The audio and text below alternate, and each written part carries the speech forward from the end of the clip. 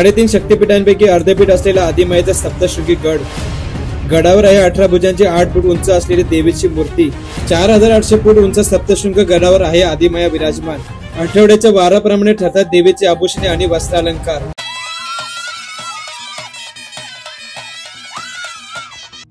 नमस्कार मित्रांनो, मी भूषण म्हात्रे आणि मी सध्या सप्तशृंगी गडावर. महाराष्ट्रात एकूण देवीची 3.5 शक्तिपीठे आहेत. कोल्हापूरची महालक्ष्मी, तुळजापूरची तुळजाभवानी, माहूरची रेणुका आणि चौथे आहे ते म्हणजेच वणी गडावरील सप्तशृंगी माता. आद्य शक्तिपीठ या शब्दाचा अपभ्रंश होऊन आद्य शक्तिपीठ झाले, परंतु हे मूळ शक्तिपीठ आहे. सप्तशृंगी देवीचे मंदिर नाशिकच्या कळवण तालुक्यात सप्तशृंग गडावर आहे. नाशिक पासून 65 किलोमीटर अंतरावर सह्याद्रीच्या उंच डोंगर रांगेतील 4800 फूट उंच सप्तशृंग पर्वतावर देवी विराजमान आहे. नाशिक पासून सप्तशृंगी देवीचे मंदिर 65 किलोमीटर अंतरावर आहे आणि येथून सप्तशृंगी मंदिरापर्यंत जाण्यासाठी डायरेक्ट बस मिळून जातील.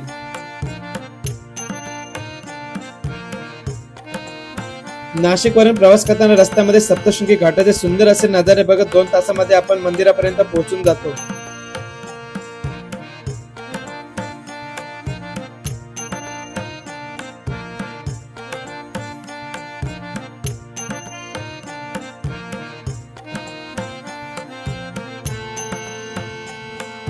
गडावर पोहोचल्यावर मंदिराच्या पायथ्याशी पेड पार्किंग सुविधा उपलब्ध आहेत, जिथे तुम्ही तुमची स्वतःची गाडी पार्किंग करू शकता. त्यासाठी तुम्हाला 2 तासासाठी 50 रुपये द्यावे लागतील. सप्तशृंग मातेच्या मंदिरापर्यंत जाण्यासाठी 2 मार्ग आहेत. पहिला आहे तो म्हणजे 500 पायऱ्या चढून गणपती बाप्पा आणि प्रभू श्रीरामांच्या मंदिराचं दर्शन करत मंदिरापर्यंत जाता येतं आणि या मार्गाने गेले तर मंदिरापर्यंत पोहोचण्यासाठी साधारण अर्धा ते पाऊण तास लागतो. दुसरा ऑप्शन आहे तो म्हणजे रोपवे. रोपवेने जायचे असेल तर पार्किंग एरियाच्या समोरच रोपवेचे तिकीट काउंटर आहे. रोपवेचे तिकीट लहान मुलांसाठी आणि वृद्धांसाठी हाफ तिकीट म्हणजे 60 रुपये आणि तेच मोठ्यांसाठी 120 रुपये द्यावे लागतात आणि हेच रोपवे तुम्हाला मंदिरापर्यंत 2 मिनिटात घेऊन जाईल.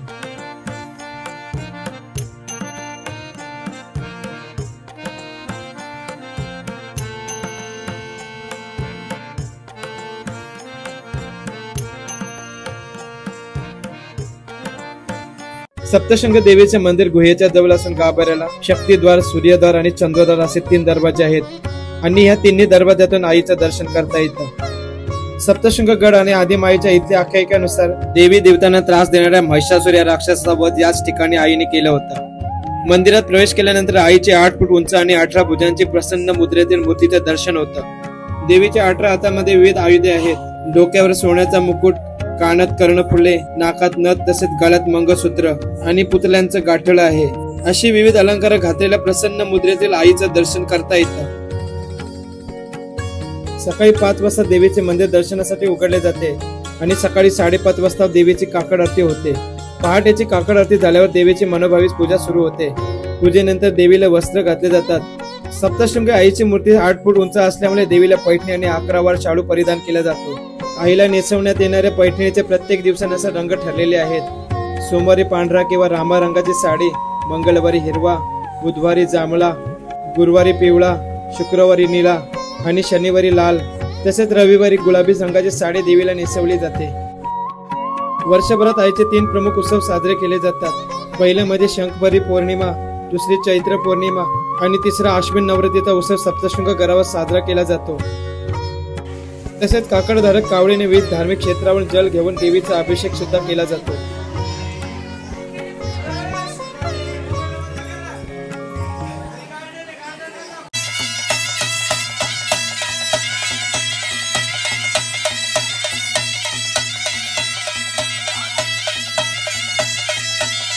सप्तशृंगी आईचं दर्शन घेतल्यानंतर आता मी आले शिवालय तलावाजवळ. या पर्वताजवळ एकूण 108 तलाव आहेत. त्यातील हे एक तलाव आणि ह्या तलावातील पाणी पवित्र मानलं जातं. इथे येणारे सर्व भक्तजण ह्या तलावात आंघोळ करून सप्तशृंगी मातेच्या दर्शनासाठी जातात. या परिसरात महादेवाच्या अर्धनारेश्वर रूपाचं तसेच मारुतीराय यांच्या मंदिराचं दर्शन करता येतं.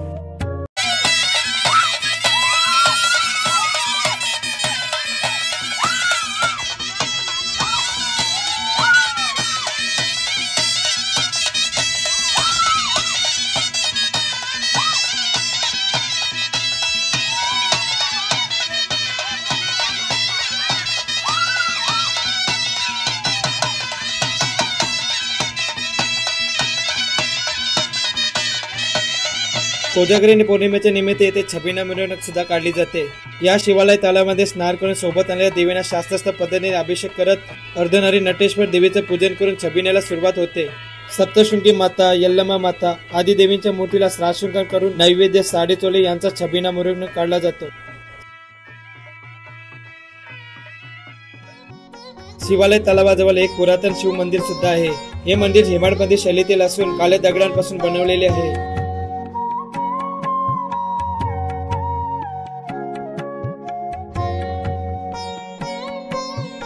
मंदिराच्या प्रवेशद्वारावर महादेवाचं वाहन असलेल्या नंदीचे दर्शन करून महादेवाच्या शिवपिंडीचं दर्शन करता येतं। मित्रांनो, ही व्हिडिओ तुम्हाला कशी वाटली कमेंटमध्ये जरूर कळवा। व्हिडिओ आवडल्यास व्हिडिओला लाईक आणि शेअर करायला विसरू नका। लवकरच भेटू एका नवीन व्हिडिओमध्ये। तोपर्यंत जय हिंद, जय महाराष्ट्र, जय जिजाऊ, जय शिवराय। बोला हर हर महादेव, बोला सप्तशृंगी माते की जय।